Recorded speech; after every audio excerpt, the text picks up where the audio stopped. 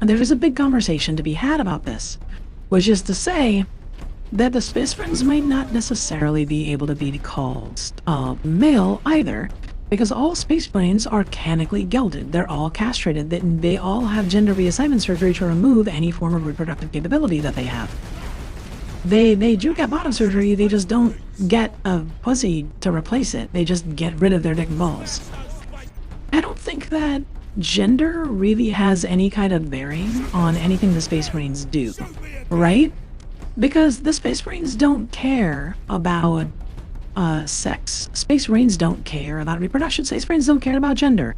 If you ask a Space Marine if they're a man or a woman, they will say that they are a weapon. If you ask a Space Marine what is in their pants, they will say a bolt pistol. So my personal interpretation, which is entirely headcanon, and I will acknowledge that, my personal interpretation is that they're all agender because they are a more transhuman weapon than they are actual, like, sexual or gendered being.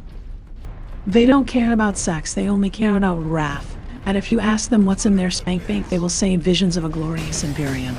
I must acknowledge that the canon answer to your question, are there female Space Marines, is no. There is no example of what we would recognize as Adeptus Astartes being what we would recognize as female.